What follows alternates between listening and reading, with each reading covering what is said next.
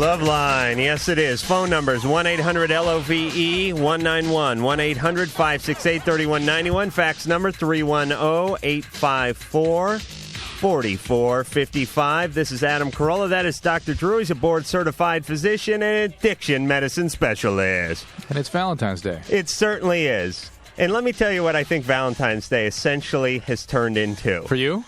No, for man for in everybody. general. All right, I'm ready. It is turned into a religious holiday for men to atone for their sins.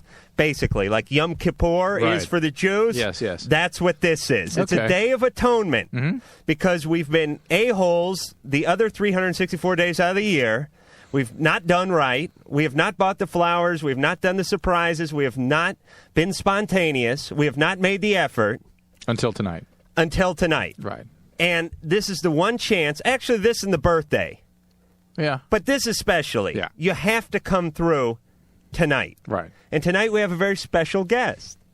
We have... You got the most amazing grin tonight. We have... You're like almost drooling in anticipation. I am like a shark staring at the chum bucket. I really do feel kind of fearful tonight for some reason. Not that your lovely wife Susan is in any way close to a chum bucket.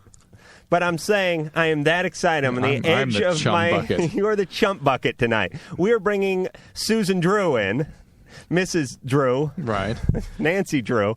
No, we're bringing Susan. That's Drew's love. Now, how long have you guys been married? 5 years this July. She was the bearer of your triple seed. Right. That's right. She carried around 3 kids. That's right. That is love, my friend. Yes. And let me tell you, sprung right back into shape like some sort of cartoon character. Fit is a fiddle, this girl. Svelte. Yes, svelte. Yes. Somebody else called her that tonight. Did you tell him that?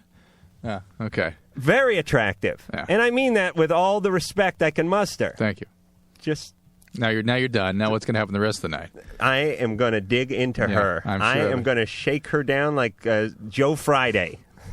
I am going to sweat her like it's the Nuremberg and trial. by the way, I enjoyed meeting your date tonight. Well, let me tell you what happened with my date. Oh, okay, yeah.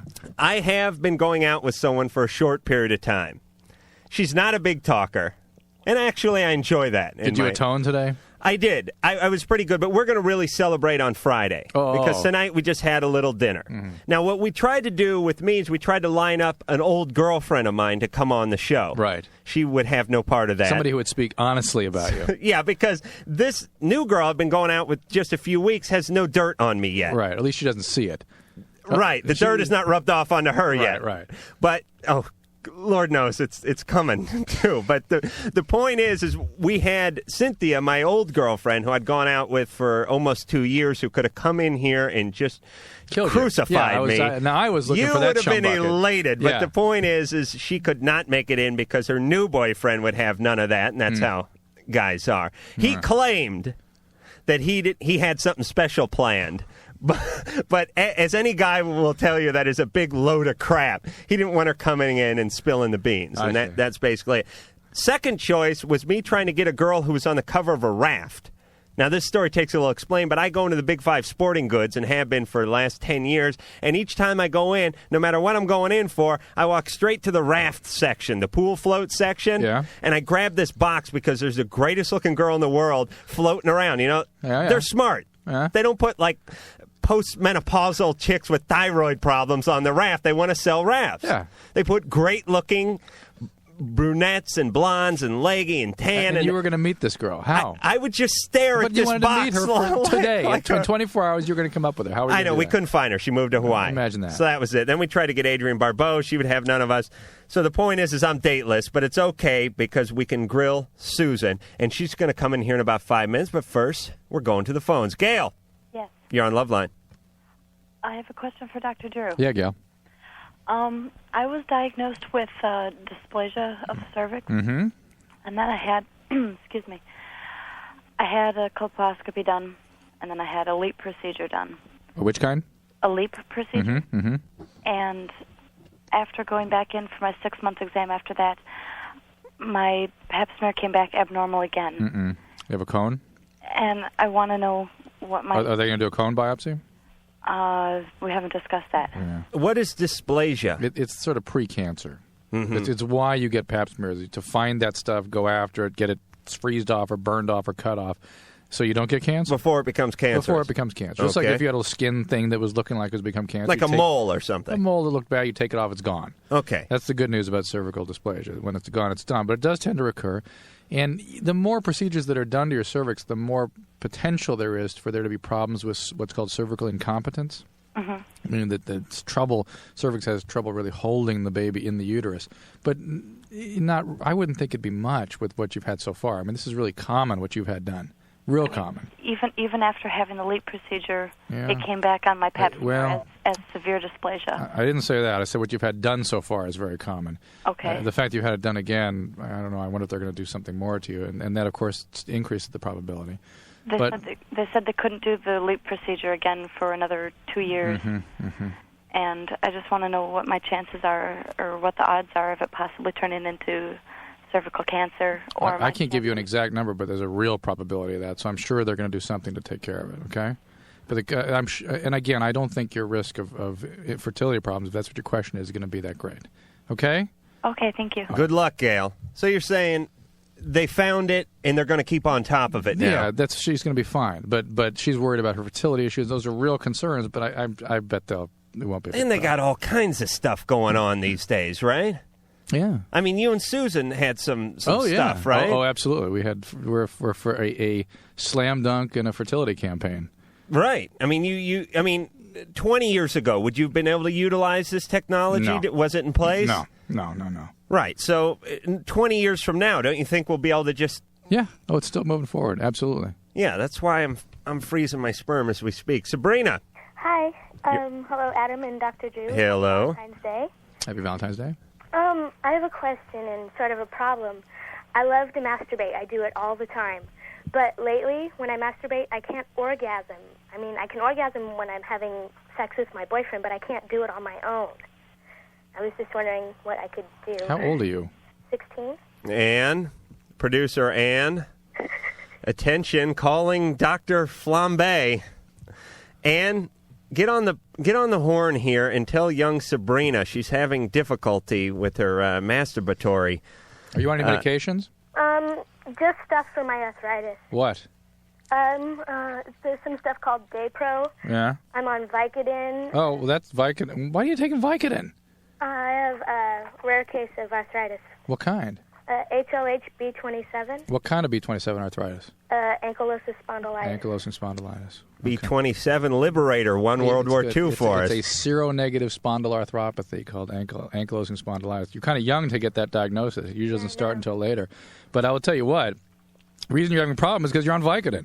It's a strong opiate. Do not take that. The Daypro could cause problems too, but the opiate is definitely going to cause problems. But she's able to reach orgasm with her boyfriend, which is kind of strange, isn't it? But whatever it is that the pharmacology is doing to her has caused this side effect. And if she goes off the drugs, she'll go back to her normal state. You're a big believer in the exact, pristine environment and circumstance for this behavior, right? I certainly am. Right? Okay. So yes. She has fouled that circumstance. She has soiled it in some way. You've made a mockery of the whole masturbatory shrine that I've built over the months here at LoveLine. All right, so clean up. Get off the Vicodin and get back on the stick. And there are a number of there are a lot of other treatments for AS too. So try to avoid. Yeah. Go see a rheumatologist. Okay. I've seen 3 of them. You put me on the same thing. Yeah, look at them. No better than pushers. No better than street pushers, these guys, Drew. Do you know what ankylosing spondylitis is? Yes, I do. As a matter of fact, I lived with it for years. I watched my dad crumble up like an old leaf and die in front of me. Do you know the pain of that? No. Neither do you. No, I have no idea. But Drew, really showing off for the ladies tonight, I notice. Why? You're really on top of your game. They're giving me good questions. I know, but I think your wife being here sort of... Is that good? Yeah, I mean, like a lot of guys would like... What I mean is you're doing what you do even better. Okay. Meaning, like, if my lady were here, I'd like masturbate even more or something. You know what I mean? I would do what I do. Right. I would drink even more coffee. I would pass even more gas. Yes, it'd be a lovely event. But you're throwing even more confusing jargon into the mix. Jay, you're on LoveLine. Yeah, Dr. Drew. Yeah. Got a question for you. Yeah? Past couple days, my girlfriend's been kind of dry, and then just today it's kind of hurt her when we had sex. And today I noticed that my penis was a little, like, dry and flaky. Right. And she didn't want to, do anything. I said that was fine because she couldn't get wet at all. Okay. Really. So, and then that kind of ruined the whole Valentine's deal. So. How's your relationship going? It was going pretty good. It's been a little over a year. She on any medication? No, she's on the pill.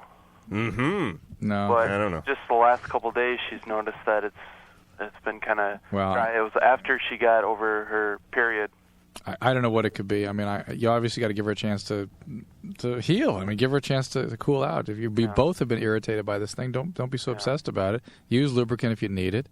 And if she continues to have this problem, get her a doctor. I mean, it could be related to the pill, could be something else, but I bet it's something that just kind of goes away. And it could be that there's an emotional thing going on. Right. In their relationship.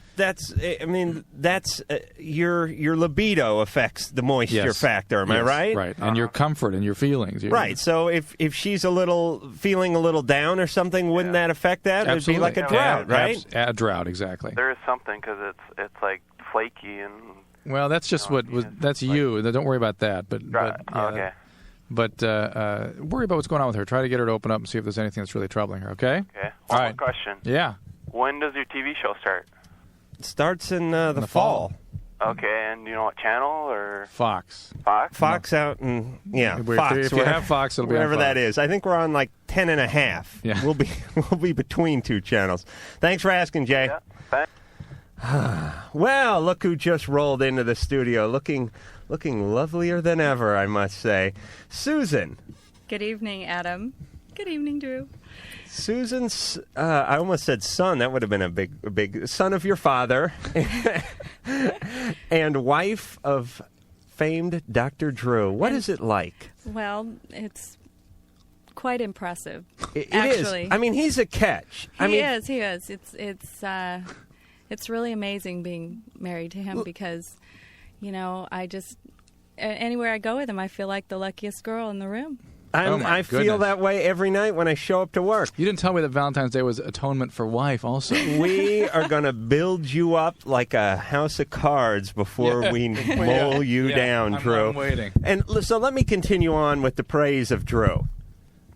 Drew, for a lot of people that don't know because they just hear his voice, is not what you'd picture. Like when a lot of people picture a doctor, they picture like, sort of Einstein hair and, the dad from the Happy Days type of physique and maybe a bad chain and maybe, very unkempt, with the hair coming out of the ears and the nostrils and stuff. Maybe like a bad beard with some dried egg or something in it constantly that everyone's scared to talk to him about.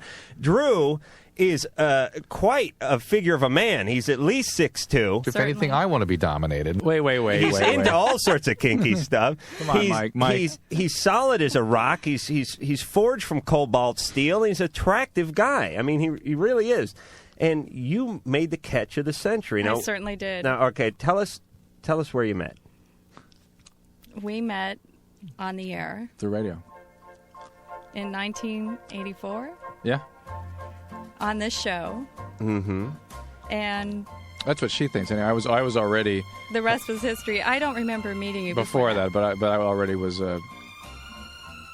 You already were onto her? Lurking about. Yeah. Oh, really?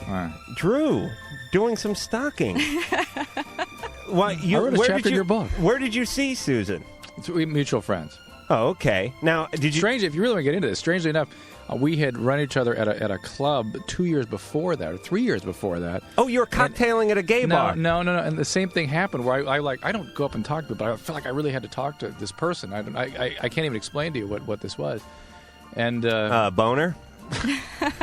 And this had the same experience again. We were dating and didn't even realize it was the same person until we've been dating about 6 months. And he saw a picture of me that night and said, "Wait, you were there that night?" And so I said, "Yes." All right, so he walked right up to you at a bar. Well, is that he how called me over to his table and said, "I didn't have No, I walked right up to you." Is he Don You Corleone? walked up to me. Okay, maybe so. Called you over to his table. I thought that was. You should remember who it was that night. Forget it. All right, I blew him off. I barely remember. Right, but he asked you out on that evening. And I just tried to talk to her, and I was just like, All right. She gave him the big. Well, she's a beautiful woman. She's used to guys coming up and talking to her, and she's in that mode. Now, where'd you go on the first date? We went to a little bistro in Laguna Beach, and then we went to that Mexican place, Las Brisas, for a drink afterward. All Laguna. Mm-hmm. So this is 84 now, so he's wearing a leather members-only jacket, an afro. No, he looked about the same as he does today, actually. Some Capizio dance shoes, perhaps. Button down, and maybe a tie. Looking stiff. Oh, he looked You thought he was a little uptight when you first met him? She's known that ever since. Was he giving you this whole big medical rap, or where were you in 84? You'd already... Just finished. Okay, was he giving you, relax, baby, I'm a doctor? Did he work that line? No, but he sang opera to me from Newport to Laguna. That's right. It was a quite little-known romantic. fact about Dr. Drew is he is an accomplished opera singer. That is I told him amazing. he was flat, though. Shout out one note, Drew. No. Come on. No, this is tough enough for me to sit through this. Just one La Done Mobile. No, someday. Okay. All right. So you His went out. music charmed me, quite honestly. And you hit it off on the first date? Very well. You knew you wanted seconds. Certainly. Right. All right. Now, let's get to some more hard-hitting questions. What kind of underwear does Drew wear? The briefs or is it the boxers? Well, it's a combination. Okay. All right. I'm marking that because I got a list whatever here. she buys me. Has Drew ever broken wind during the act? No. Never? Come on. Never. One time? Never. Just once? Never. But you heard him go to the bathroom and do something like that, right? Never. I can see this is going to be tough. Has he ever gotten drunk and vomited on you? He did, didn't he? Well, yes. Okay. I'm taking that. I'm writing yes down. If you're keeping score at home, that would be a big Y. no, I have to explain. And Yes. He did. Yeah. What's he doing? What are you doing? He's doing a semi-4 in the background, like he's on a carrier deck. Put your hands down, Drew. And as a resident and an intern in his training, he was under a lot of pressure, and he had an ulcer. And I'd take him out, and I'd make him eat garlic and drink wine, and then the poor guy, he had a real rough time. Now, where did he vomit? Was it on you? No. Yes. No, it was usually like 2 or 3 in the morning. He'd wake up and he'd have his ulcer would flare up, and it was terrible. I felt really bad. But he never soiled I had no you, sympathy per se. for him, but I'm sorry. He never vomited on you. Never. Okay, No. so we'll give him like never, half a point. It was never a drunken stupor. He just had a bad tummy. Does he ever get nuts and like play air guitar in his underwear or anything like that? Come on, he's nuts. No, only when I'm out of the house, I'm sure. Oh, okay. So that we can't substantiate that. All right, let's go to a call real fast before we go to break. Can you I want to say answer something? a question on the last caller? Yeah, go ahead. I think maybe the problem could be this. Since I am a woman, This is the dry I may thing. have experienced this. Right. After your Hypothetically. after your period, Right. you've used plenty of tampons, usually. Right. And they dry you out. Right. And the day after, it's very uncomfortable to have sex. It doesn't lubricate sometimes. Right. Because you've mopped up, so to speak. Yes. And you've lost all your moisture in there, and sometimes you will have changed your tampon so many times that it gets really sore and dry in there. Okay, so that's a woman's point of view. Right. Well, no, I was going to say that, but I'd never changed my tampon. Sandy, Okay. Yeah. you're on LoveLine. Adam, Susan. Sandy? Okay, my question, it's not really a problem, but kind of. Okay, I was dating this guy from like July to January. He moved to Colorado in January. He then is coming back this weekend just to see me, and I want to know, how should I greet him? Nude. Susan. Other than that, Susan, what you're a woman. We established that with the tampon story, the lengthy tampon story. So tell us, how should she greet him? How would you greet Drew if he was out of town for a while and coming home? Here are the kids. Really, it's about time you're home. Let's say honey. the kids are gone and it's a weekend and he doesn't have to work the next day. Well, I'd make sure that I made a nice dinner. well, he's not landing until 2:10 Saturday morning. Okay. All right. So we're into dessert or cocktails or what have you. So Well, you could probably just, I guess it's 2:10 in the morning. Are you ready to be dressed for bed, or are you that far in your relationship? Yeah. Well, then just, have something really nice on when he gets there and greet him with a nice big hug and a kiss. Sit down. Maybe, if he needs to relax a little bit, maybe give him something to drink or eat. He probably won't want anything if he's been on an airplane. No, massage. You've tapped into it. Give him a rub down. Yeah, a massage or a hot bath or something. Heat the oil, put it in the microwave, There you go. put a little scent, burn a little incense, put on a little yanni or something, and give this guy a rub down, and then, of course, have sex. LoveLine will be right back!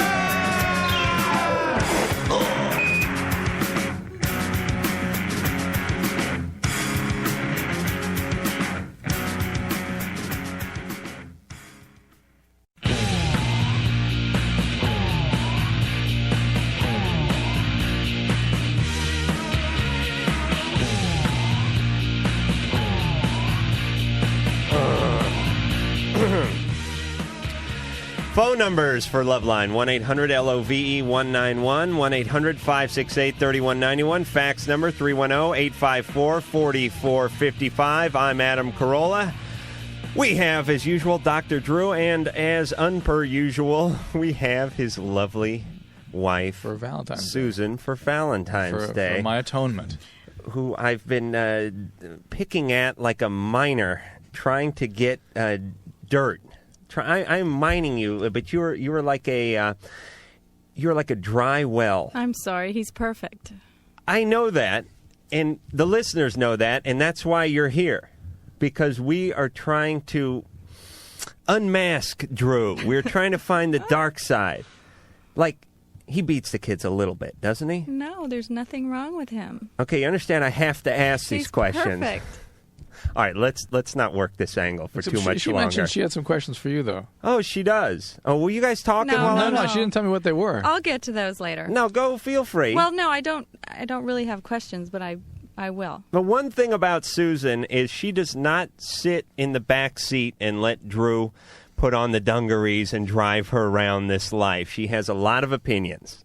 Like, for instance, she just got done telling me that last night's show sucked. Yes, right. And asked what you'd done to abuse Nev Campbell. What I did to Nev Campbell. Yes. Last night's show was there was a weird energy. There certainly was. We cannot come up to the plate and hit home runs every time. Once in a while you foul one off your groin, and that's what happened last night, but I acknowledged it, and I tried like hell to pull the thing back on track, but we just couldn't do it. Yes, it was. Was it that painfully It was bad? sad. It was sad. A lot of the Sad. calls were very repetitive, and I've decided that you need to have a disclaimer tape at the beginning of every show, and that would be something that would inform most of the male listeners that masturbation is not harmful, and that so many times a week will not hurt your health. So please don't call with this question because we've heard it 100 times. You're right. I was actually thinking about that today. I was not touching myself, by the way. It was just happened to pop into my mind, and I was thinking we do not need another damn call where someone's saying, I masturbate 4 times a week. I mean, Is that it's a great problem? question, but, the female listeners are probably tired of hearing it. I don't know. I would, as a male, would enjoy hearing women go off and drone on endlessly about masturbation, but that could be me. Well, but you don't want to hear us. And I'm a fan, so I'm interested in it, But it's, I understand. And point well taken. Okay, we won't do that anymore. Ryan. Yeah. You're on Loveline. All right, man. Like when you're looking in the back of pornos and stuff? Mm-hmm. Those ads for the penis pump? Mm-hmm. Okay, I'm wondering, because, of course, every male wants a large penis, but the thought of pumping up my penis did not necessarily entice me. So, what's up with those? Do they work? Or... The ones that say enlarge your penis to mammoth proportions? I'm looking at a foot and a half. Oh, boy. Mammoth proportions. You don't want Woolly it to be mammoth. that big. No, I don't want mammoth proportions. No. I do. I'm asking the question.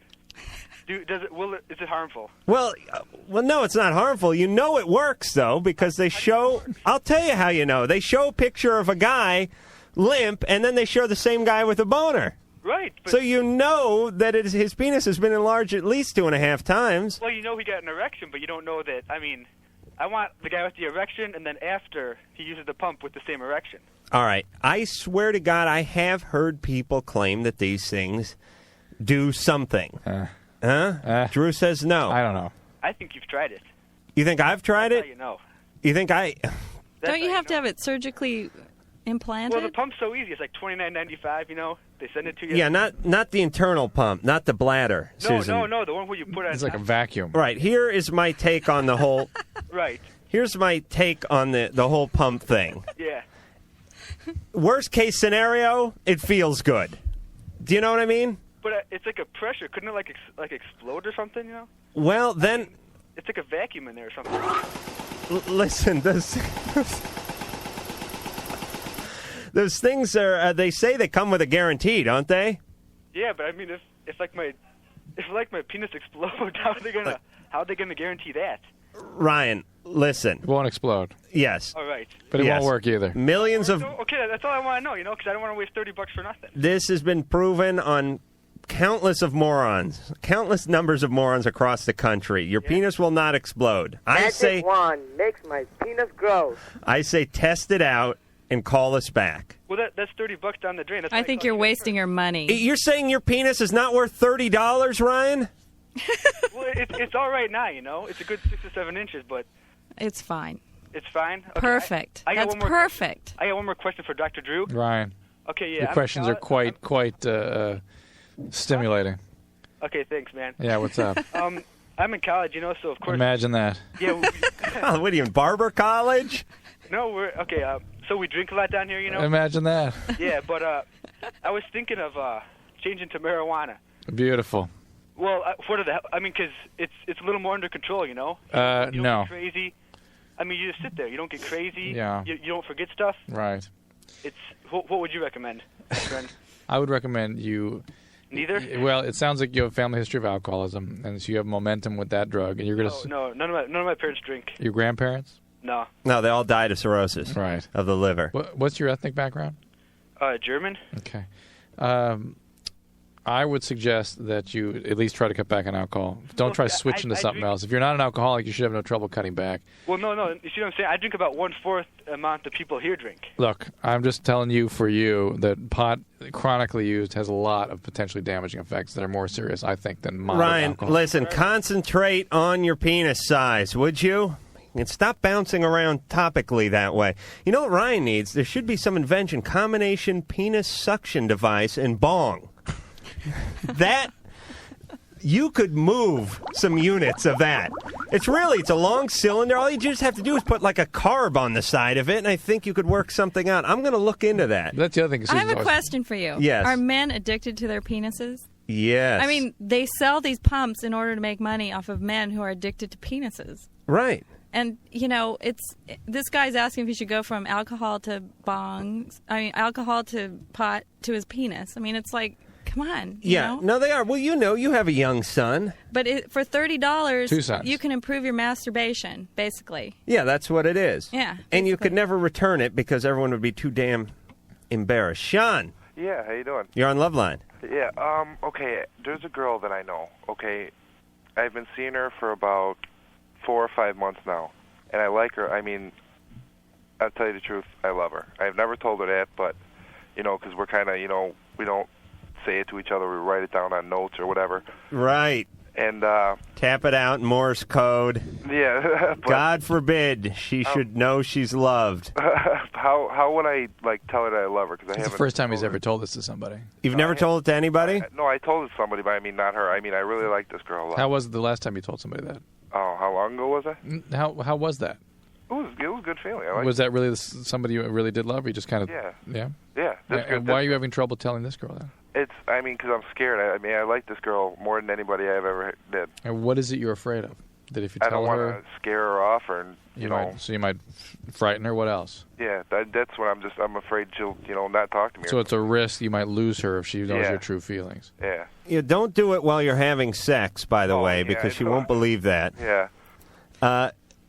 I think you just have to sort of come out with it. Yeah.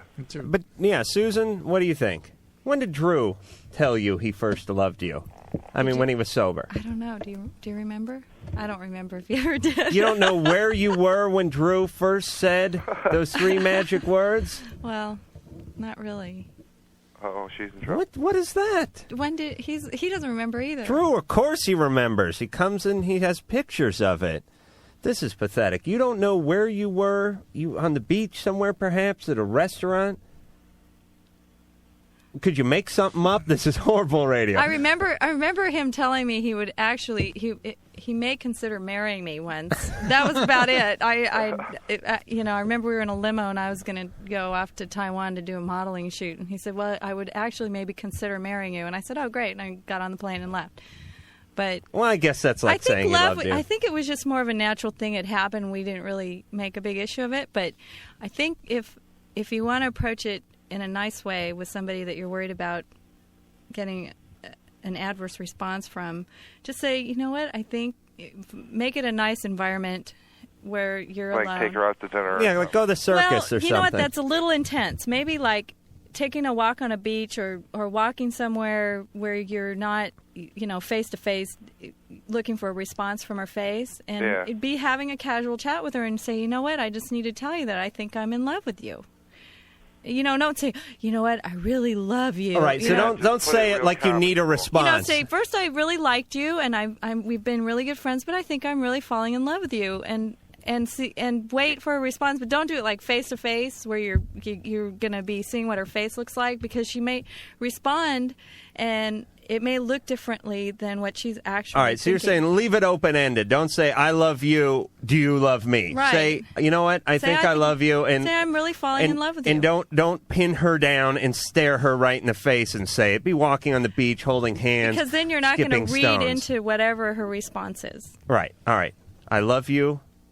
Make it comfortable. LoveLine. Call LoveLine. 1-800-LOVE-191. That's 1-800-LOVE-191. LoveLine will be right back.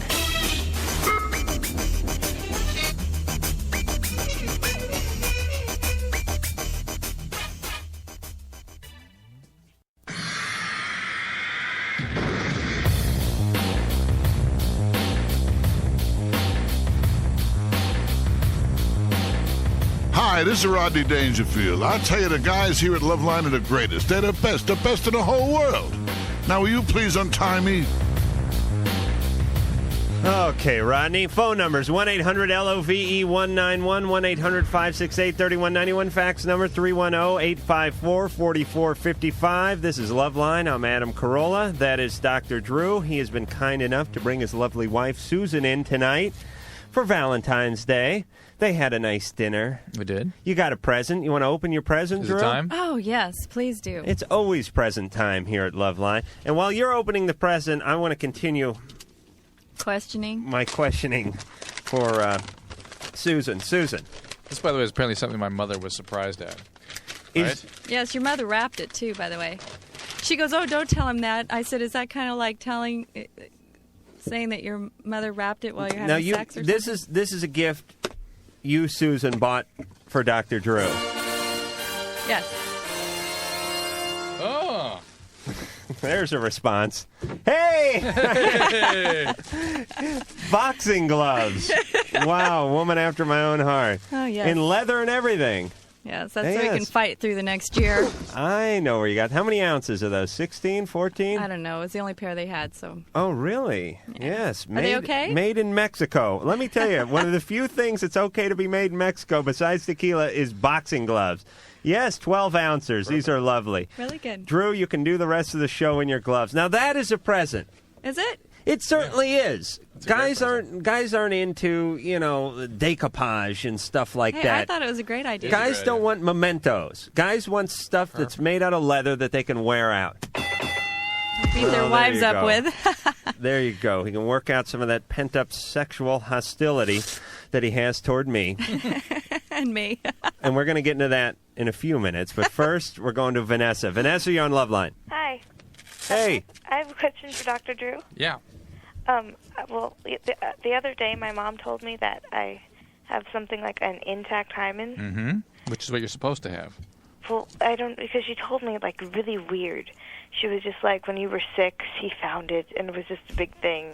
She didn't tell me. When you were 6, she found it. You're supposed to have one. I know, but now she told me that they're, like, going to have to cut it open with a knife or something. No, oh, maybe you have a completely occluded hymen. I have no idea. Yeah. There is that. That is a potential problem. Who found that, though? My doctor. I don't know why. Right. Some hymens have to actually be Well, wait a minute. What's perforated. he looking for when she's 6?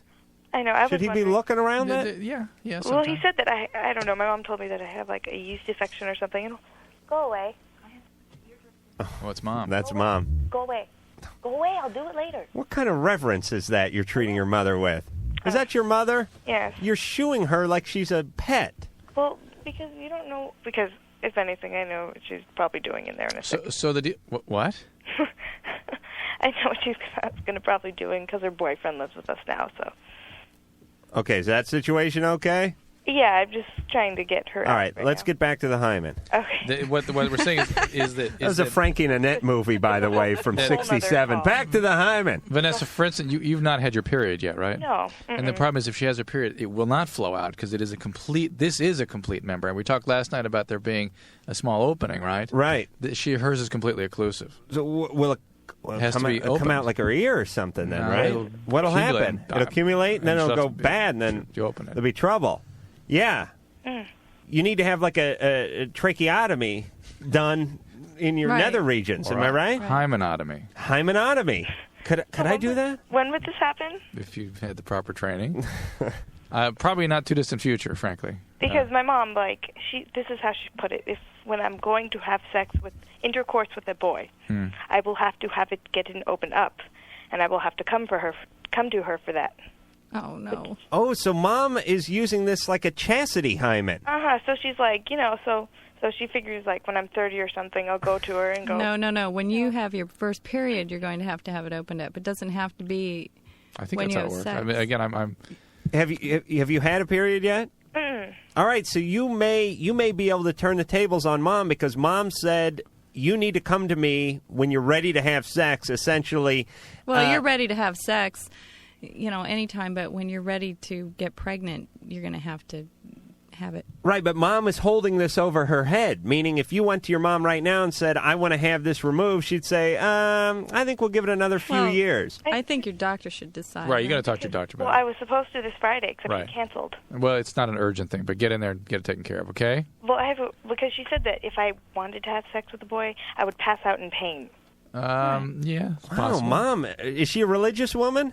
No, not at all. Well, really? Because That's pretty crafty. But don't worry about that. Just get with the doctor. Get a plan together with the doctor. Don't worry about how your mom is dealing with this with you. It's not a big deal. Get it taken care of. And she's instilling. I all this have to be fear about it. honest with you. My dad tried this same maneuver. On you. He kept my testicles in his sock drawer until I was 17. Imagine that. Do you believe that? Yes. He still has one of them. No wonder you're so obsessed about them all the time. I think he's using it for a keychain. I have to get it back. Mike. Hey, how's it going? Good. How you doing? I'm all right. Good. I've been going out with this chick for 6 months, and I haven't talked to her in the past week. I don't know why, and I only see her on weekends because she lives, like, not too far, but, like, 20 miles, Mm-hmm. And I just haven't been talking to her, and I don't know why. And I really want to fix things, but, like, if I call her up right now, what am I going to say? Like, hey, how's it going or something? Forget about what you're going to say. What am I going to say when I sweet talk her back into your life, Mike? It's Valentine's Day. It's a good night to do that. Yes. I'm putting on my Cupid diaper. And what is that, by the way, Cupid? Isn't he wearing a diaper? Something like that. We have an incontinent angel of love. What the hell is that? What was whoever dressed Cupid thinking? I want to see a guy dressed like a pimp. He's a cherub. He's not a guy. He's like a little infant. He's a cherub. A cherub? Yes. No, I want to see a guy like in a fedora with like a leopard skin, overcoat on. Some guy looked like a Huggy Bear from Starsky and Hutch.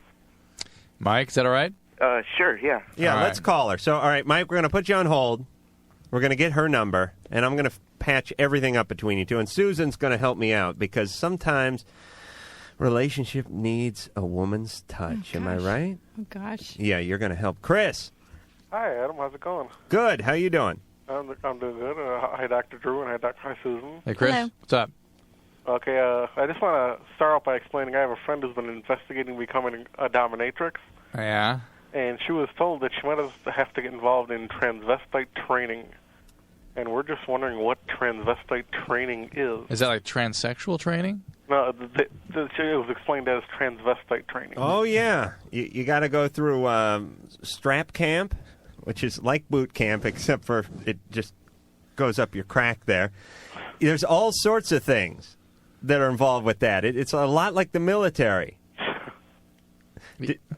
Go ahead. Wherever you're going with that, you just go ahead. You want me to keep going? Well, you want me to stop you? I'd like to turn it over to Susan and ask if Drew's ever asked to be beaten. No. Never? No, and I know nothing of this sort of thing. Even when he's been really naughty? Yes. No.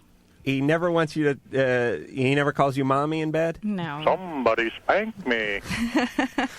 Chris. Yes. Chris, I suspect they're talking about transsexual training. The people who are going to change sexes operatively, they're going to have an operation that take them from man to woman or back, have to go through a period of time where they live their life as that sex before they have the operation. That's amazing. Yeah, for like a couple of years usually, with a lot of intensive therapy and evaluation They stuff. put them in a room, they watch ESPN2 and drink beer and make fun of women for an entire year. In other words, we have no clue, okay? Yeah, it's like, 'cause where I was confused is what does that have to do with being a dominatrix? I don't know. Well, who was telling her that?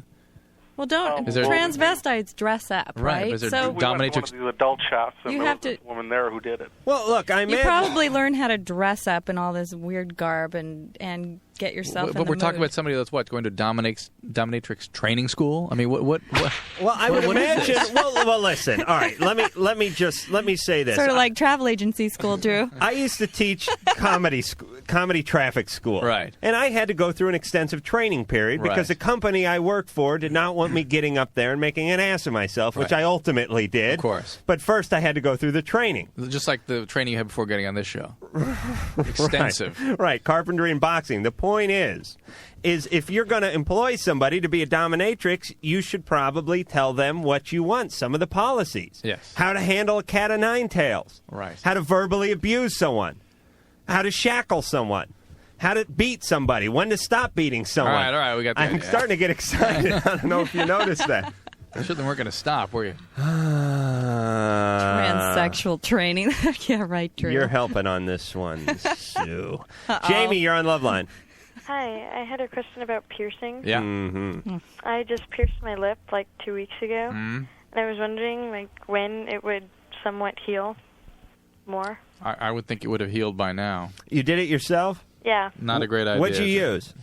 A sterilized needle. How did you sterilize it? You have a... I burned it, and then You have an autoclave at home? Outside for a long time. And yeah, Jamie, that is just an uncool thing to be...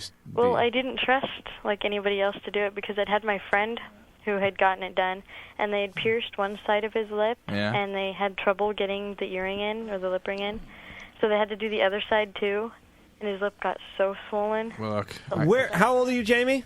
14. Where do people get the intestinal fortitude at 14 to take a needle and spear. push it? I mean, I pop a zit on my side and I'm screaming bloody murder and laid up for weeks. How do you take a pin and push it straight through your lip? Yeah, it's ridiculous. It doesn't really hurt that much. It's just like after a while it gets really, really hard because the skin gets thick, and so you're like, ugh. All right, Drew, real fast, tell her what to do. If it's more than 2, is there any drainage from it? Yeah. Yeah, I mean, it's either rejecting or getting infected. You could have a real mess in your hands. I mean, if a true infection sets up in that area, a head and neck infection can be devastating. And I suggest you have a doctor take a look at it, make sure you're using the proper cleaning solutions, talk to a piercing organization, see what they do in terms of their aftercare. It turns out, as I understand it, the aftercare after the piercing, if you've survived it, you don't have any bleeding or any problems structurally, that the aftercare and care of the piercing is really what's critically important. Okay.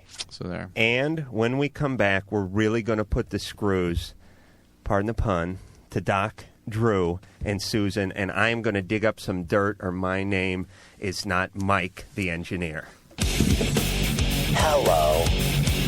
Call LoveLine. 1-800-LOVE-191. LoveLine will be right back.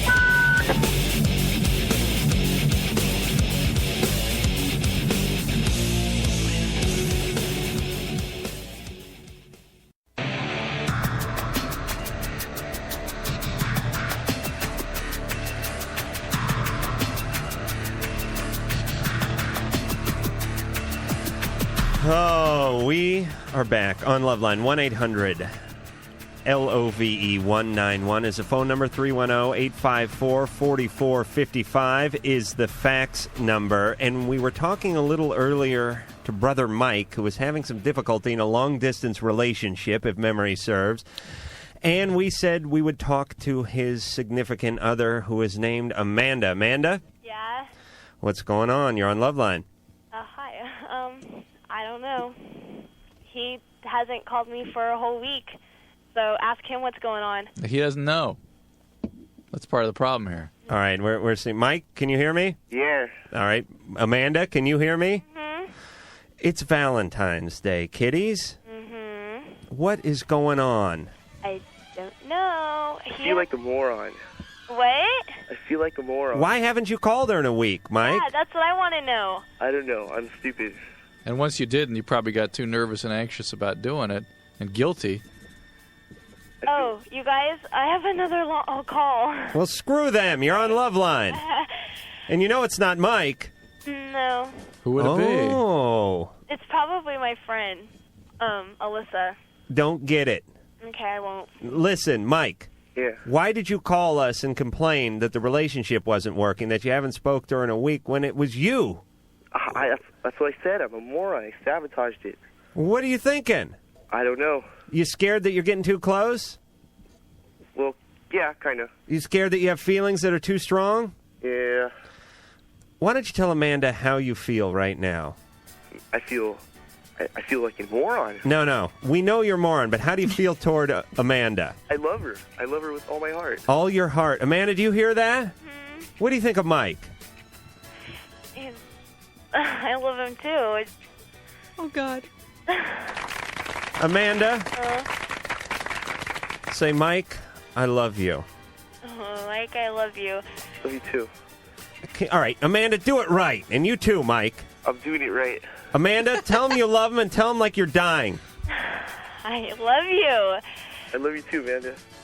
Now everybody knows. I believe Mike more than I believe Amanda. Yeah, Amanda, you are not going to win any Oscars for this performance. Amanda, do you really love Mike? Yes, I do. There's just, we need to sort some She's angry. out. She's too mad. Are you angry at him? Kind of, yeah. Do you feel... Well, it's Valentine's Day. I know, but... No, you're mad because it's Valentine's Day. Well, yeah, that, but I've been mad for a while. What happened? Why? Just this whole week. This thing of him not calling. Yeah, and him hanging up on me, and... All right, wait a minute. We're going to get to the bottom of this in 10 seconds. Is LoveLine on radio station.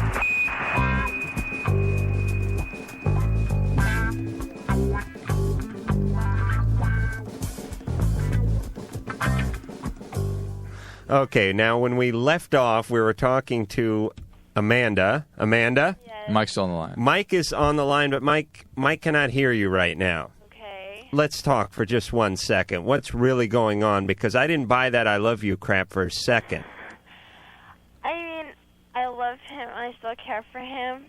It's just the week that he didn't call me kind of showed that he really didn't care for me. And it kind of bothered me, and it didn't really lose it.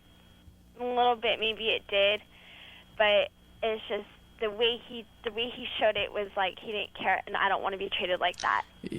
Of course, he did it to me before, and nor should you have to be treated that, or put up with being treated that way. But I think Mike's got something going on where he can't contain his behavior. He really can't tolerate intimacy. He's a guy. That's what he's got going on. He's worse than a guy. He can't sit still with heavy feelings, and he has to push them away.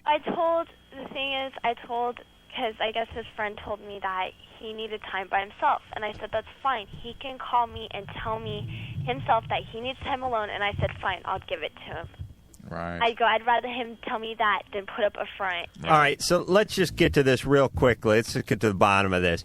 You really like him, but you're angry because he hurt you by not calling for a week. Yeah, and you're scared that it's going to be a prelude. Right, she doesn't want to put up with this necessarily. That's fine. Well, he's done this to me before. Well, you guys need to talk. You need to talk. Yeah, we do. Mike. I've been trying to do that. Mike? Yeah. Call her up right now. All right. All right? Thanks a lot, guys. Good luck, guys. Right. Quit screwing up, Mike. That's my advice to all men, by the way. Quit screwing up. John, you're on LoveLine. Hey, how you doing? Good. What's up? I got a question. Mm-hmm. I was recently going out with a girl who has this something I had never heard of, papillomavirus. It's called warts. Is that what it is? That's what it is. That's just a fancy name for it, huh? That's the virus that causes warts. Okay, so unprotected sex, I can get this? Correct. Oh, boy. So I should be checked out.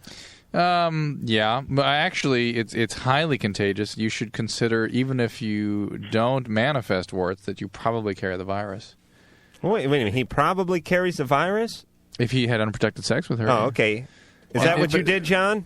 What's that? You had unprotected sex with her, and then she told you she had HPV? Is that what that's called? Yes. Well, you are really getting fancy here, Adam. Yeah, well, once or twice, but then after that, even That's all it takes is once. John, weren't you just a little bit pissed? No, I'm not saying once or twice only. Even when I found out, it still went on because the way that she explained it to me, it was something different. It wasn't like a. I mean, if she would have said venereal warts, I would have knew that, obviously, right? But it was some fancy name that I had never heard of, and so. But John, it is so common. You thought it was like dandruff or something? Well, she said it was like a cancer or some crazy. Well, it does tend to predispose to cancer. You feel like get her before she goes, right? Well, boy, I'm in trouble then because it was many, many, many times. Well, but look, that virus is so common in people who are young and sexually active. You probably already had a version of it anyway. Really? I mean, it is exceedingly common.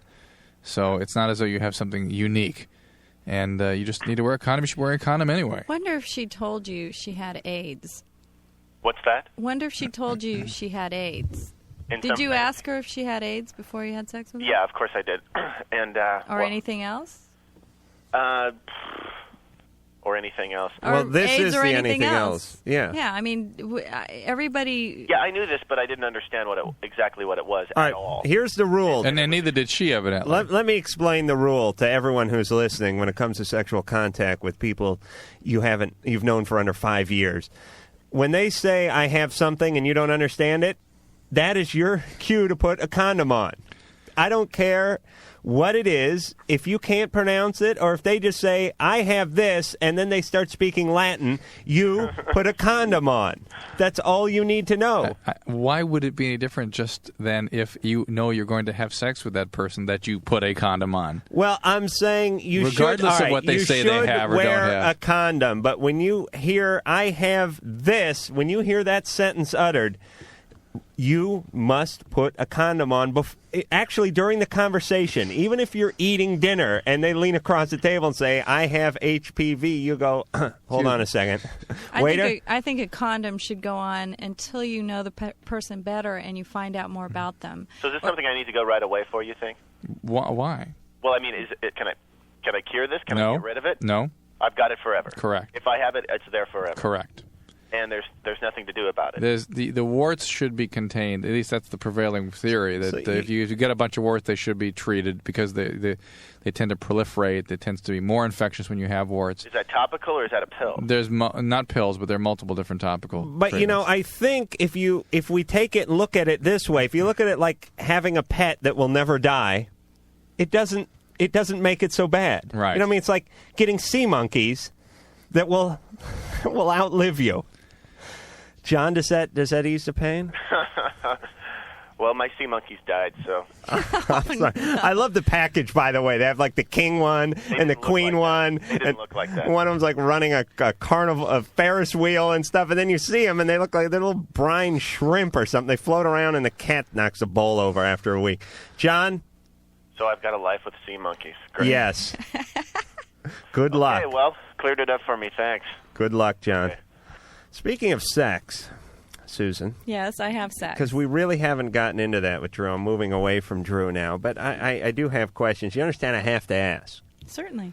Because we if have I sex. don't... Yeah, okay. Okay. Not ashamed of that. Does he have a favored position? No, but we like having sex because it doesn't happen very often because he's never home. He's always too busy. So you're saying you don't have it with Drew very often? No, never with Drew. Drew's wondering why he's paying the bill for a pool man every year and they don't have a pool. No, it's, I mean, of course. All right, let's talk about, does he like to go and do, weird places and weird, elevators and laundry rooms and things like that? No. He never says, let's go traumatize the triplets by doing it in the crib? No, but I do. Oh, you do? Oh, yes. Yeah, so that's my point. Women enjoy that stuff. Well, I'm more creative. Oh, you are? That's what he likes about me. Oh, he likes that you initiate this stuff. That I'm the bad girl. Oh, so he does call you mommy once in a while, doesn't he? No. Yeah. Has you ever caught him mincing around in your panties? Let me give you a hypothetical. You said Drew, I'm going to go to the store and then I'm going to get my nails done and then I'm going to enter a chess tournament. And you went out and you drove down the street and realized you forgot your pocketbook or something and you came right home and there he is in a pair of frilly panties. If I find you stealing my underwear again, here's what's going to happen. This is not acceptable. That's what I say. And did you know about any drug abuse or anything in college? I mean, did you ever hear about any kind of experimentation at all? No. Nothing? No, nothing that we could bust him on? No. Isn't it sad? You sure? You sure, Drew? You want to come clean? I know, when I was 19, I ate about 4 boiled peyote buttons and stayed up all night but felt no effect. Ah! You did? Yes! No, I did not. I was telling a caller to say something like that. Well, that's news. Did you know he had a drug problem? Oh, no, I didn't. He gambles a lot, too. Oh, yes. I taught him that, too. All right, let's get back to sex before the well dries up here. How many dates? Seriously, how many dates before you guys did the deed? Because he's up here talking like, the Virgin Fairy. I was going to say Mary, but he's a guy. He's telling everyone to wait it out and all that kind of stuff. But I bet he was on top of you. I totally disagree. You disagree with what? I totally disagree with that theory. If you want him to call you back, you have sex on the first date. Really? Yes. It was my idea. I made him turn the car around and go back. You guys, first date? Yes. Are you serious?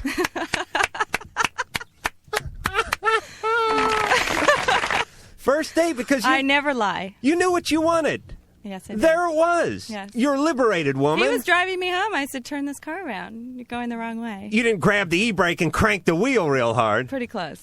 And he turned the car around, didn't he? And drove another 20 miles. Did he slap the siren on the roof and do like 180? Like do like a Rodney King thing all the way back to your place? I know, but it was a fun ride. First date. Oh, of course. I don't think there's anything wrong with that. I mean, you knew. Are you sure? I've heard the opposite on this show. No, because you knew. Ricky said, I hate to bring up his name, but I remember a conversation. Bring up his name. Is that okay? Yeah. I remember him saying something about how marriages never work if you have sex on the first date, or you won't get married if you have sex on the first date. Right, and look at you two. You're miserable now. We've been together for, 12 years or something? Sure, because he's waiting for the second sexual experience. He keeps thinking it's coming. Maybe tonight. Hey, maybe tonight. It's Valentine's. Hey, anything before the show? We're both going to be awake when we get home. A little nookie? miracle. Any nookie before the show? No. Because Drew came in glowing. I have 3 children. Yeah.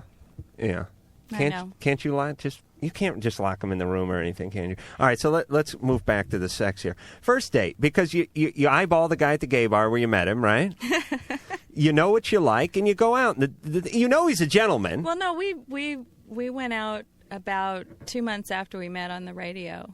So it's kind of like you'd been going out for a while. Like I did this with a girl once where we went out on 2 dates, and then she went back to Minnesota for a month, and then she came back and I nailed her in the airport. But we felt really good about it. In the airport? Right at the baggage claim. You know how you bend over to, with the carousel thing? You did? Yeah, I had to tip the porter. But no, would you go along with me for a second? Gosh. The point is we could tell everybody, oh yeah, we waited a month.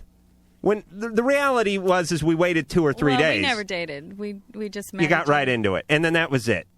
Well, it's my fault. Right, because you said turn the car around. I never believed in this, playing all these head games with calling or waiting for a call and waiting for a second date. And, I knew if I was attracted to a guy and we hit it off that it was going to happen probably eventually. And if I was going to wait, then he's going to think that I wasn't interested. And I really was attracted to Right, him. and you're a liberated woman and you're a sexual being and you know what you want. Yeah. All right. He never begs for a threesome, does he? No. Wait, he doesn't beg, he just asks? No.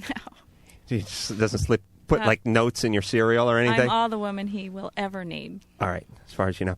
Now, let me ask something real fast as long as we're on the dirt. sex You thing. found the dirt. I'm sorry. That is good. That's good. But it's my dirt. It's kind of, but we shouldn't look at it that way because you guys have been together for 12 years now. Ren, there's nothing wrong with that. All you did was get an early start. An early start. It's not like we had sex before we went out to dinner or something. You got to jump on sex. Oh, my God. You guys worked up a little appetite before you went to the restaurant. Nothing wrong with that. That's why he drives that station wagon. It's after dinner and the drinks and all that. All right, sure. Nothing wrong. He's no you know what he tells me all the time? He says, when I talk about dating and I talk about women, I talk about getting in the pants, he goes, juice them up and go. And he gives me a big thumbs up. He does not. He certainly does. No way. All right, let me just ask, and because I have to ask.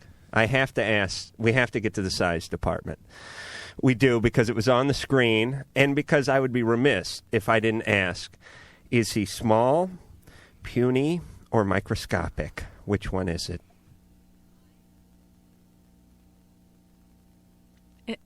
We're talking about penises now. How tall he is, or what? No. All right, let's go to girth. Just his quick. mind. Let's talk openly about penises for just his 1 waist second. Size.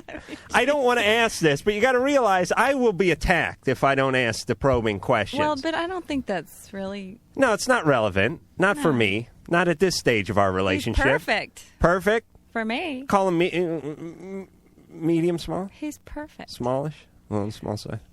Small, yeah. A little small, but perfect. I didn't say that. He's medium. not small. If he wouldn't be perfect if he was small. Okay, and because he wouldn't be perfect if he was extra large. You know, the average size penis is 3.5 inches. So you say he's about average? God, I don't know. I don't measure it. He's huge. I don't know. Have you ever caught him measuring it? No. Does he ever talk to his penis? No. Has he named his penis? Pee on this stick for me. Actually, I have. No. Does he ever push it through the mail slot and wait for the lady to come bringing the parcels? Adam, geez, have you?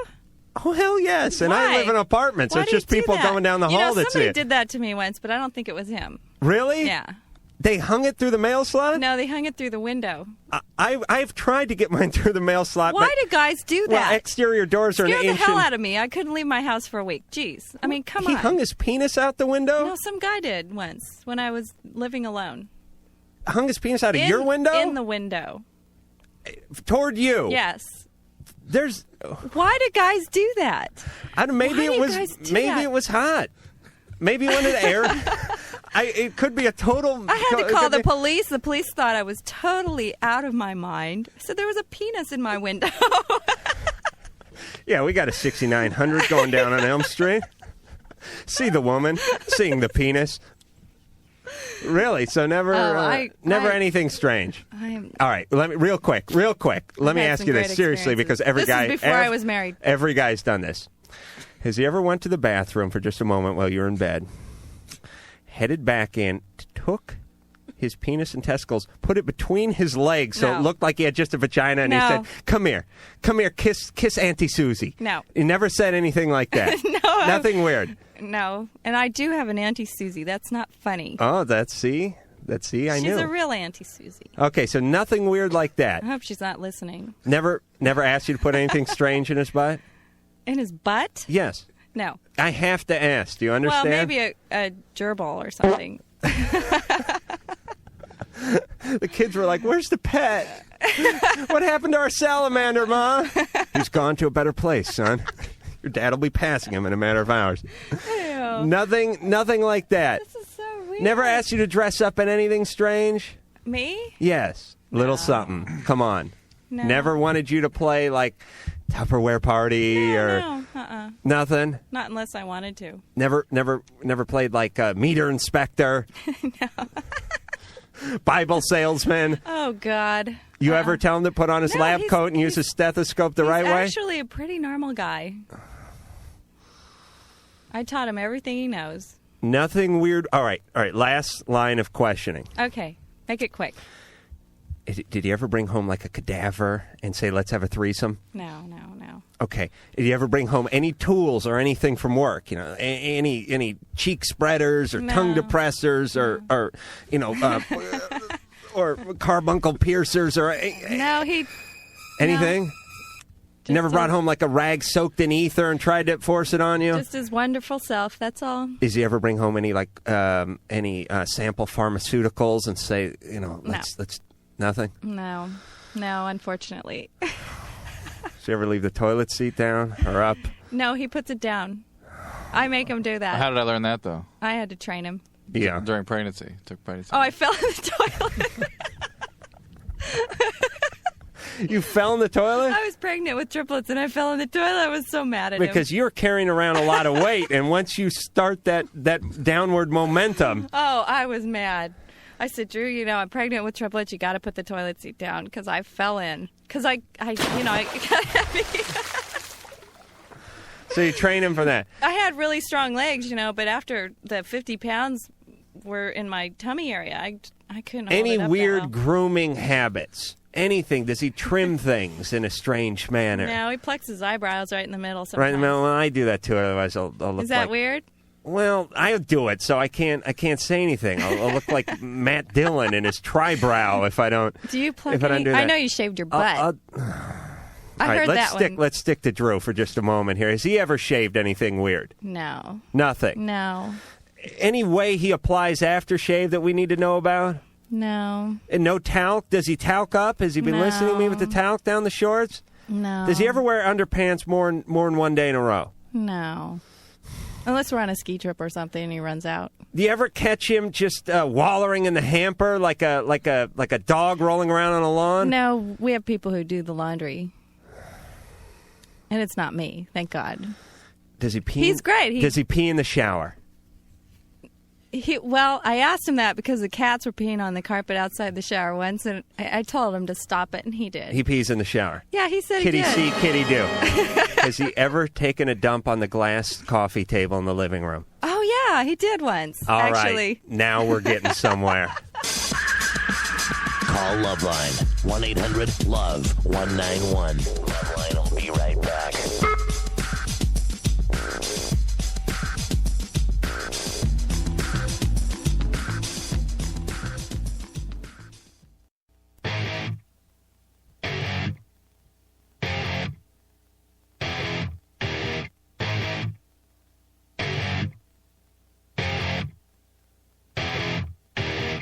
Hi, this is Victoria Paris, and you're listening to LoveLine with Dr. Drew and Adam Carella. Oh, I'm a tremendous fan of her work, and she has quite a large body of work.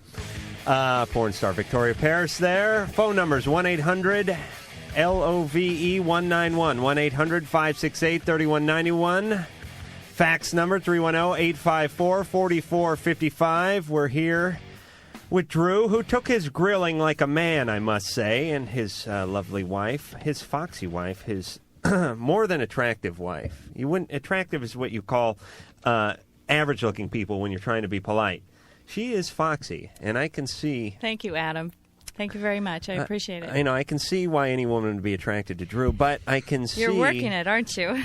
Why he assaulted you on the first date. Now I see what it was all about. And let me just read this fax. Just wanted to clarify... He didn't assault me. What transvestite training is. Anything a dominatrix does to their submissive is called training, meaning they're submissive, their partner. So transvestite training must mean that it's somebody, they're dominating a transvestite. Right. Therefore, if a guy thinks he might enjoy being dressed up as a woman, as Drew admitted to earlier, if you didn't catch that, a lot of people weren't listening, he hires a dominatrix to train him. In other words, slowly to acclimate him to cross-dressing. Might start out with a woman's underwear and progress to dresses and wigs and makeup and etc. Eventually, you become what everyone's grandmother looks like, I guess. Because what people's grandmothers look like is kind of like ugly guys in drag, if you really think about it. Just happy to help out you guys. Scott in Brentwood. Well, we thank you for that little ditty, Scott. Now let's go back to the phones. Paul. Hi, how you doing? Hi, you're on LoveLine. Thanks. Well, I was recently dating this girl, and when I wasn't doing anything that day, Well, I just went to the movies with a couple of my best friends. And so when we were seeing a movie, I saw her and this other girl kissing. Mm-hmm. Weird. Mm-hmm. You saw... Wait a minute. You saw her and another girl? Yeah. It's kind of weird at this age, you know. I just... Hey, how old are you, Paul? 13. How old is she? 14. And were they really making out, or because girls can be more affectionate, at least in public, than men? They're more comfortable with it, and sometimes it will embrace or give a peck on the cheek or something like that. It doesn't mean it. It doesn't mean it's in a sexual way. Yeah, well, it was kind of dark, and because it made me feel really weird. Well, was it in a sexual way? Were they making out? Well, they were. I saw like two heads there, like shadows, and they were there for like 5 seconds. It was, you know, I couldn't say anything to my friends. I just saw it, and I just, like, you know, freaked out. So Paul really sounds upset about this. All right, so Paul, we'll just go along and say that this actually happened and take it from that point. Right. Okay, so this is a girl you had been dating. Yeah. And who you felt some pretty strong feelings for. Yeah. Much like the feelings that Susan generated for Doc Drew after only the first date. So Paul, you think she may be, well, I guess bisexual now, if you can be at 14, if you can establish that. Drew's shaking his head no. That's what I think is kind of weird. You know? I think you shouldn't jump to any conclusions. I mean, you really don't. I think that it's nice how she finds, you know, love with another person. Right. But we were going out, and of course I'm not jealous or anything. Why not? It's weird. I mean, I am kind of jealous. You don't know if you should be jealous or not since it's another girl. Yeah. Right? Look, why don't you give her a chance to tell you about what she's feeling? I'm afraid to talk to her about it because I don't want to, you know. I can understand that you would be, but I think you need to because you really, first of all, don't know really what you saw. Secondly, part of what you're upset about is that she's doing funny things and doing things with other people when you think you guys are kind of together. Yeah. And then thirdly, you wonder what her problem is with her sexual identity. Is she gay or what? What's going on with her? She's so young, and why it's making you upset and feel weird and wonder about what her intentions are with your relationship. I think you got to give her a chance to talk about it. Okay? Yeah, that's what I should do. Paul, confront her in not a confronting way, though. Just bring it up as best you can, discuss it with her, and figure out what's going on before you jump to too many conclusions. And it's funny how cheating sort of runs the gamut, meaning at the top of the cheating list is your girlfriend getting it on with another guy, or if you're a girl, your boyfriend getting it on with another girl. But then there's all sorts of shades of gray beneath that, you know what I mean? Then underneath that is probably having a same-sex type thing, which guys would not look at as bad as another guy being with their but for girlfriend. 13-year-old, he doesn't know what to make of that. It just makes him feel weird and overwhelmed because it doesn't fit his sense of who she is. And for a lot of women, it keeps going down into other shades of gray, which is like finding a Hustler magazine under the bed or something like that, you know? So it's like there's overt cheating, and then there's sort of grades of cheating. But everyone seems to have draw their own line. Mine is a little above the part about having sex with someone else. Alex. Yeah. You're on LoveLine. Hi, how's it going? Good. How you doing? I'm doing pretty good. Fantastic.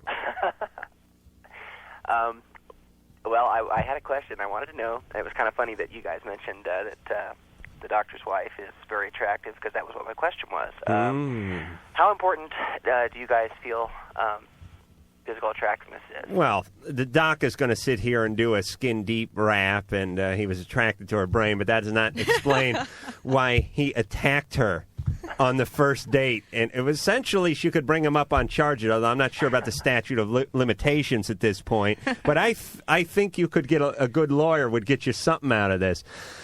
Yeah, so he's going to pull that rap, like most guys do. But let's face it, guys are attracted to physical beauty. And how important is it? It probably has to do with how secure you are. The more secure you are, the less important it is. And Why? vice versa. What is your situation? Why are you asking this question? Well, I've been listening to this show for about a week, and I was trying to think of something to ask. And actually, your voice, I was imagining that the doctor's wife is actually, she seems quite attractive, and I was wondering if it was true. But that wasn't really my question. That was why I thought to ask it. Well, she is, and I think men, unfortunately, are much less evolved in this department than women are, because women can be attracted, and it can be in a sexual way, to guys based on sense of humor, based on more things that you would have to do with personality, what you would call personality traits. Whereas guys, if Squeaky Fromm looked good in a party dress, then we would have her paroled and be on top of her in a second. That is a Manson reference there. Yes, I know. The point is guys don't really care about the personality. Later, they do. Well, I do care about inner beauty and all that, very much so. But I feel like a person that has both the inner and the outer beauty is kind of rare. Right, inner beauty is great, but if you have to cut through a big, thick, ugly skin to get to it, then it's rough. Or there's beautiful women that have nothing inside, or right. good-looking guys. I went through that last year. You have to just go through it. I mean, I dated guys that were good-looking but total jerks, and or I dated guys for a long time that were good-looking to a certain degree, but had a great personality.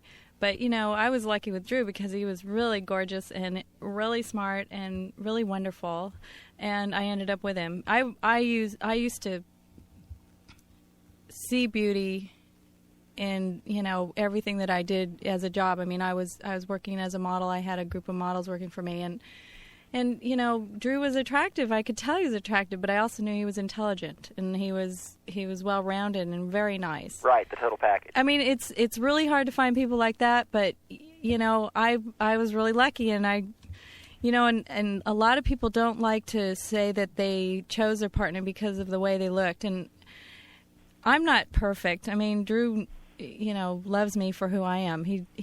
I was probably pretty when he met me, and as I get older, it gets worse and worse. But baby, don't say that.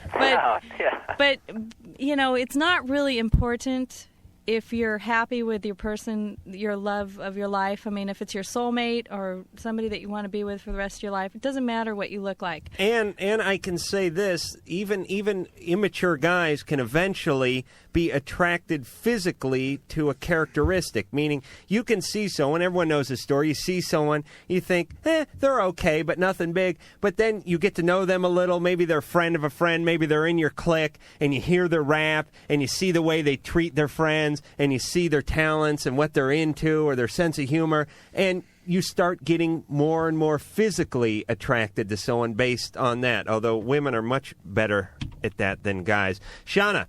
Hello. You're on LoveLine. Hello.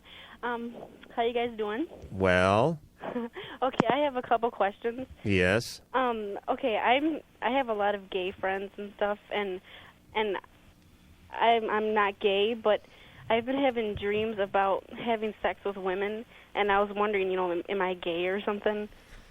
No. Would that mean? That doesn't mean you're gay, and maybe you have those kinds of homosexual feelings or even tendencies, but it doesn't mean you're gay. Uh-huh. And I told my friend Amanda about it, and I think she told the girl, and now I think she wants me, but when I have dreams about her, but yet I don't like her. Relax. Don't get forced into anything. Don't do anything you don't want to do.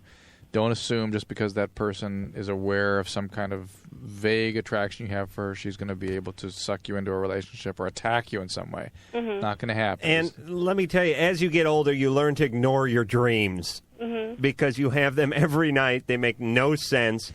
I have dreams where I'm leading a group of French liberators into Nazi Germany to free Jabba the Hutt. And this is a reoccurring thing, but I just have bizarre dreams. I have bees. I had dreams my dad tried to kill me a few times for talking too much in front of the TV set. That's actually a real common dream. Yeah. Is my dad or anyone's dad? Anyone's dad. Because everyone's having about my dad, then we got to look into that. Got a little bit of a problem. But the point is everyone has weird dreams, and all right, I'll do this after the commercial. Everybody has weird dreams, and you cannot pay attention to them. Mm-hmm. All right, next question real fast. That's all I had. You know what? Can I say something about dreams? Yes. If you look back 2 days, sometimes you can trace your dreams back about 2 days. So something that happened to you 2 days before. Like you might have seen something on TV or heard something on the radio. Like, how'd you know that? We're talking. How'd you come up with that? Because it usually takes a couple days for your subconscious to sort of... That was Freud's theory. That was his theory. It was like that 48 happens to me hours. all the time. Like if a couple days go by, then I have dreams about what happened 2 days before, and I try to put together all the things that happened 2 days before. And they're usually vague symbolic references from 2 days before. 2 days after you had your first date with Drew, did you dream that a dog had attacked you No, I had in the great park dreams, and dry humped great your... dreams. Okay. We'll be back. LoveLine. LoveLine. LoveLine. The phone number for LoveLine is 1-800-LOVE-191. We'll be right back.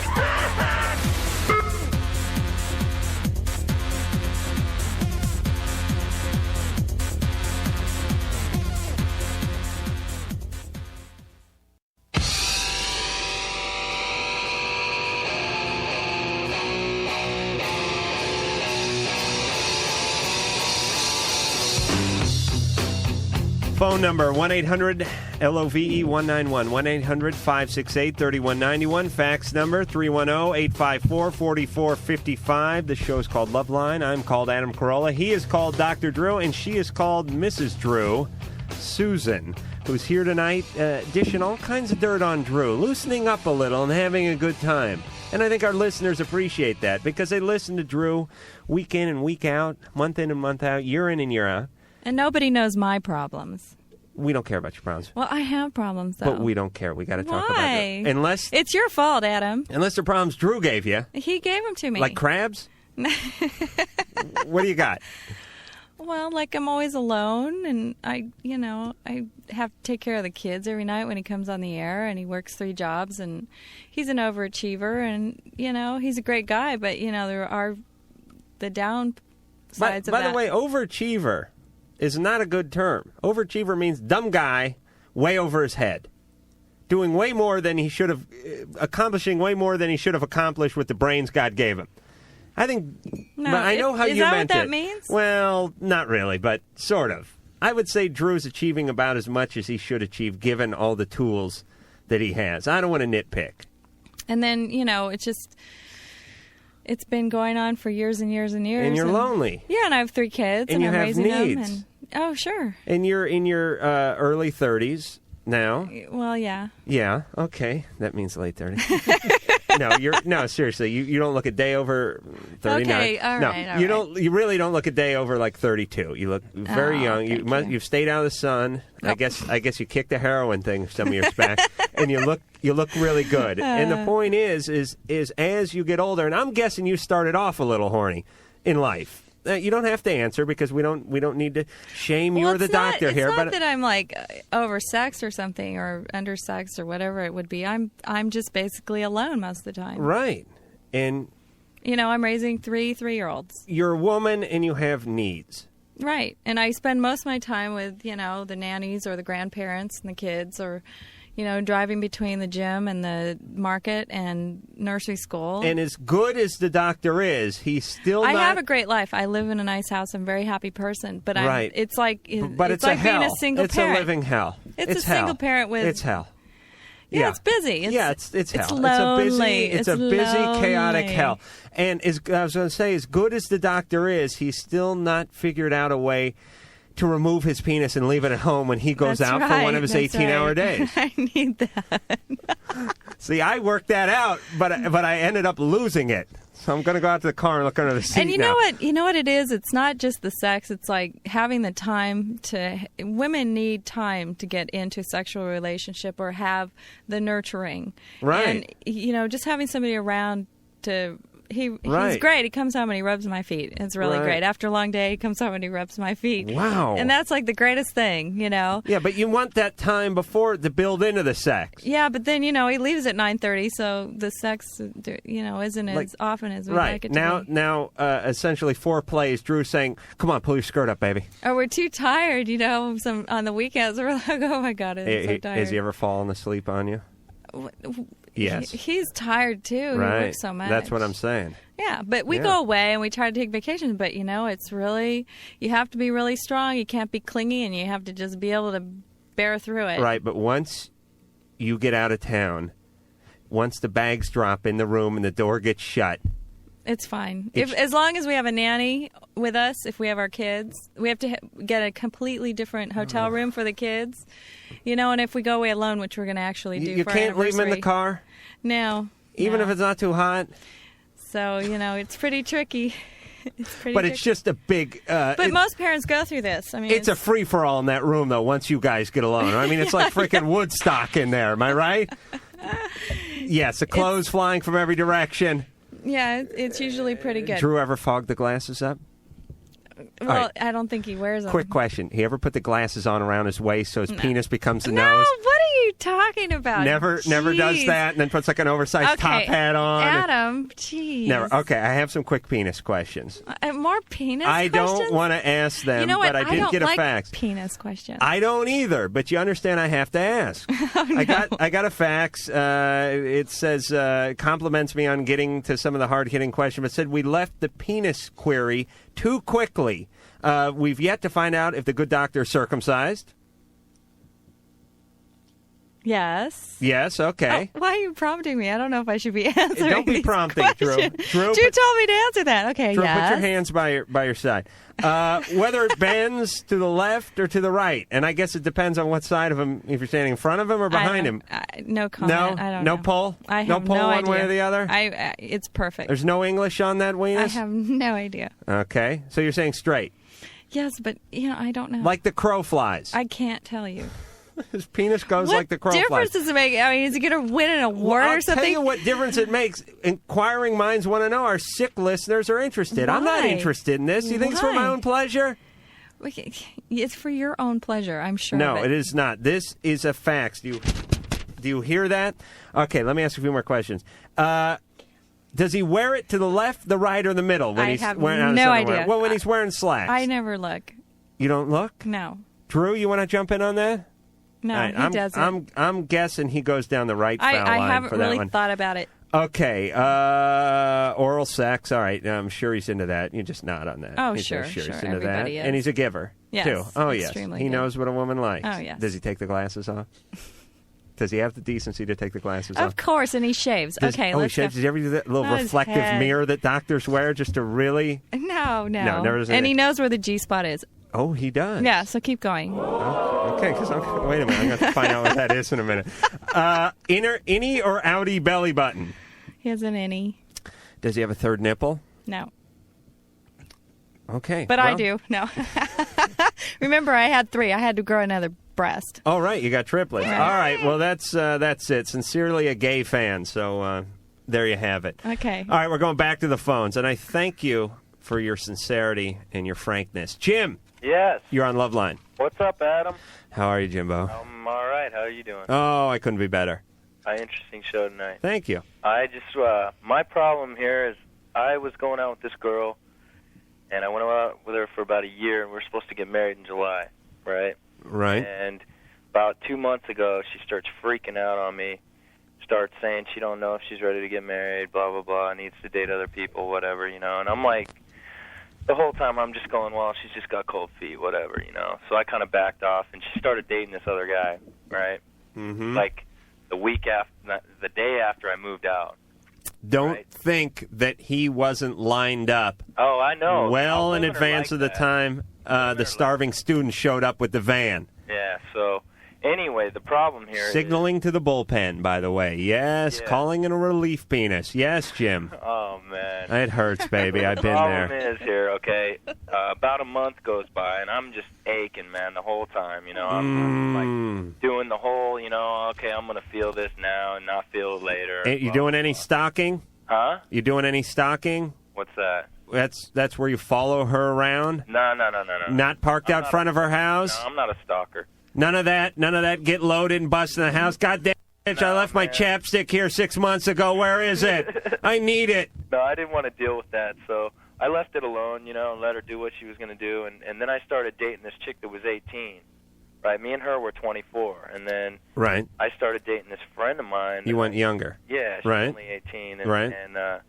and she's great, man. She's beautiful. She's, going places. She's going to New York next semester for school, and so she's not in the picture permanently. Mm-hmm. But my problem is, like, I'm starting to really like her, and we're starting to, like, get it's getting to the point where we could, like, be having sex anytime now. 'Cause I've been holding back. I haven't been, like, Oh, trying to get well, it that's going. refreshing to hear. Unlike some other people. And so, surprised they're not doing it right here in the console.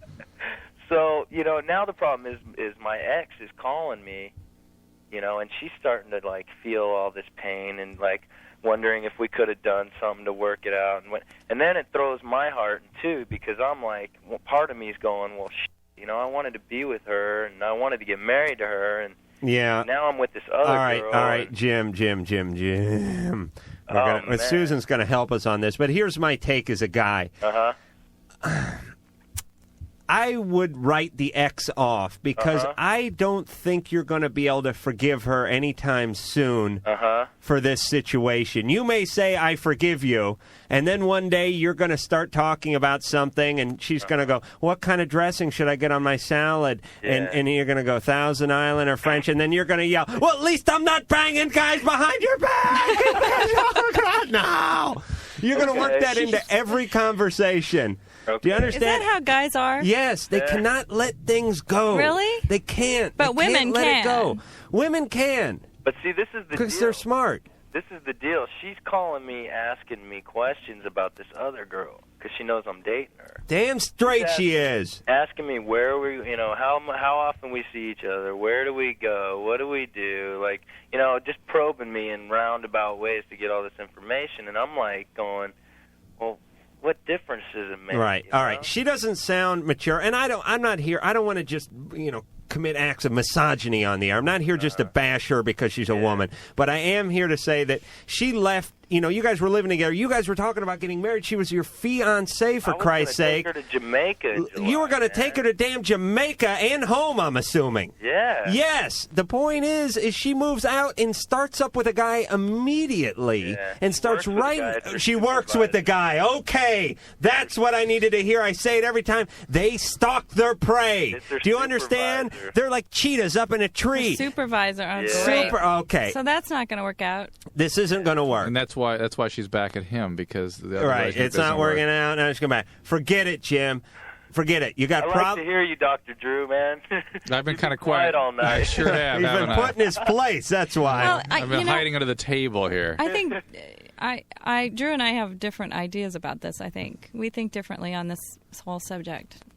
Why are women so evil, man? No, Jim. But Jim, please, actually, don't you then. sound like a reasonably healthy guy, and you've got this new relationship, and you're able to enjoy it, and you're going to explore other people. Right. Take your time, live your life. Work it out with Lolita. Yeah, there'll be other people in your life that will come through, and I'm sure you'll look back and see how, thank goodness, things worked out the way they did. And if you do go back with your ex-fiancé, make sure you give it time before you get totally involved to the point where you're going to get married, and make sure you can trust her, find out what happened. And, I'm not totally against going back with her. I'm not either. I'm not I mean, either, but I don't think it's a good idea. I forbid it, and I put a curse on anyone who takes her. Love, look, you go ahead. LoveLine, it will be right. LoveLine. Sorry, but we don't have that kind of time. LoveLine will be right back. Hey, we said that. Yeah, you did.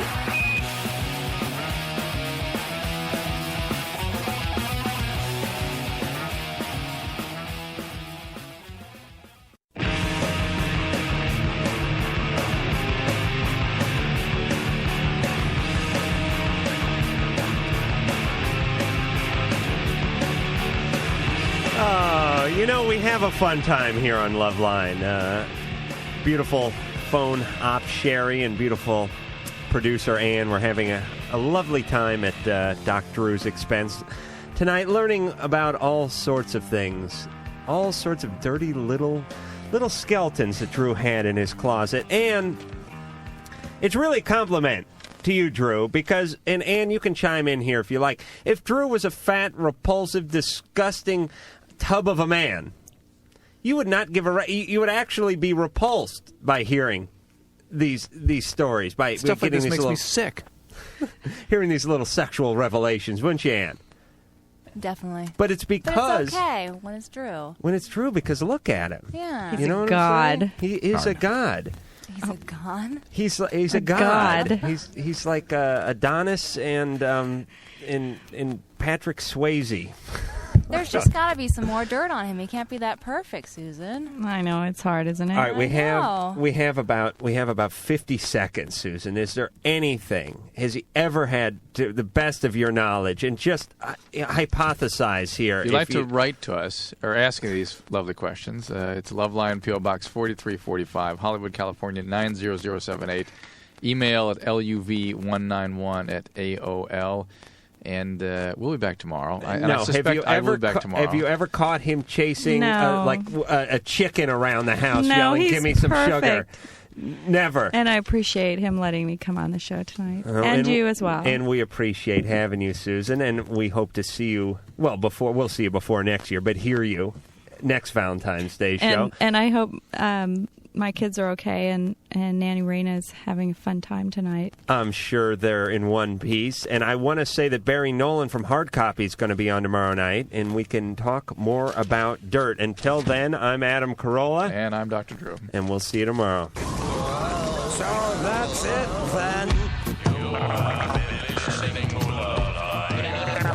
The opinions expressed on Loveline by Adam Carolla, Dr. Drew, or anyone are not necessarily ours. Be happy, be happy, happy, happy, happy.